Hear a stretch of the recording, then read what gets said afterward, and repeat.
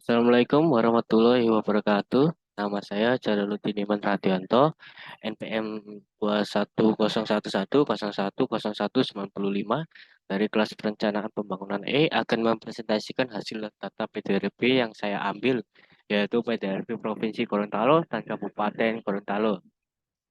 Data yang saya ambil ini akan saya gunakan dengan analisa tipologi klasin dan analisa shift. Sebelumnya akan saya share VP Excel tersebut. Nah, di sini sudah terlihat bahwa data Provinsi Gorontalo untuk 2020 sampai 2022. Cara menghitung, pertama-tama saya akan menghitung analisa tipologi klasen untuk menghitung laju pertumbuhan. Maka kita harus menggunakan rumus tahun 2021 dikurangi 2020 dibagi 2020. Hingga ketemu seperti ini, data ini lalu dirata-ratakan untuk kontribusi menggunakan cara yang sama. Namun perbedaannya adalah di 2021 dan 2022 ini rumusnya adalah pada sektor 2021 dibagi dengan total PDRB 2021 sehingga hasilnya persenan ini dan ketemu untuk Provinsi Gorontalo. Dan untuk Kabupaten Gorontalo menggunakan rumus yang sama seperti Provinsi Gorontalo. Selanjutnya maka kita, setelah ketemu rata-rata dari laju pertumbuhan dan kontribusi maka kita bisa memasuki tahap selanjutnya yaitu pada tipologi klasen seperti ini. Nah, untuk ini tadi rata-rata pertumbuhan dari Provinsi Gorontalo dan Kabupaten dimasukkan menjadi satu tabel sehingga jadinya seperti ini. Nah, untuk mencari tahu keterangannya seperti yang di samping ini, dua ini, maka kita harus melihat dari keterangan internal di bawah ini dan kontribusi sektoral pertumbuhan sektoral.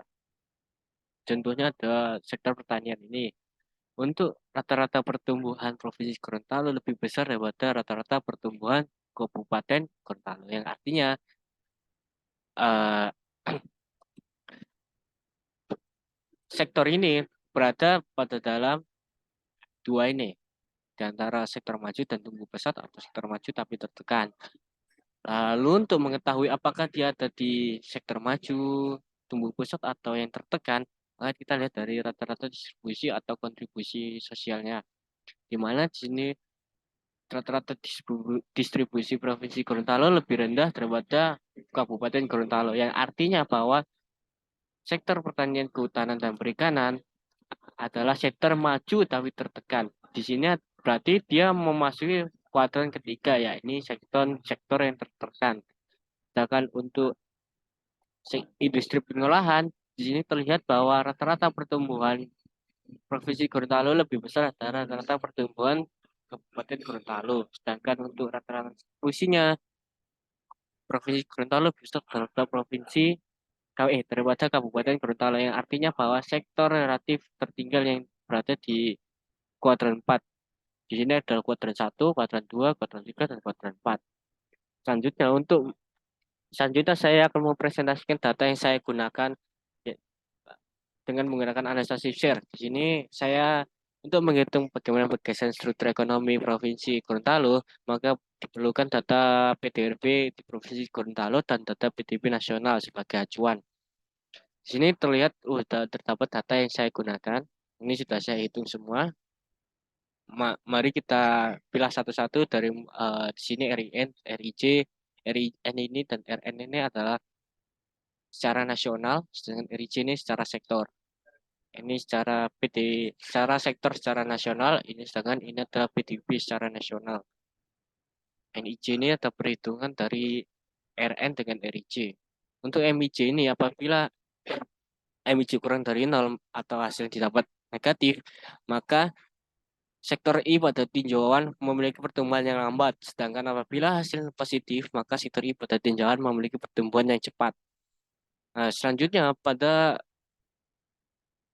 CIJ ini, apabila hasil yang didapat adalah negatif, maka sektor I pada tinjauan memiliki daya saing yang rendah. Apabila hasilnya positif, maka sektor I pada tinjauan memiliki daya saing yang tinggi. Selanjutnya untuk shift share DIJ ini, di mana di sini telah terhitung hasilnya seperti ini semuanya. Apabila hasil DIJ atau shift share negatif, maka terjadi penurunan kinerja ekonomi di daerah di sektor I tersebut pada wilayah tinjauan. Sedangkan apabila hasilnya positif, maka terjadi peningkatan kinerja untuk ekonomi daerah di sekitar di sektor I pada tinjauan. Untuk shift data ini adalah untuk mengetahui pertumbuhan ekonomi. Apabila hasil dari shift neto ini negatif, maka terjadi pertumbuhan ekonomi yang lambat pada sektor I yang ditinjauin. Sedangkan apabila hasil positif, maka sektor I pada tinjauan memiliki pertumbuhan yang cepat. Sekian dari saya. Apabila terjadi salah kata atau perbuatan, kurang lebihnya mohon maaf. Wassalamualaikum warahmatullahi wabarakatuh.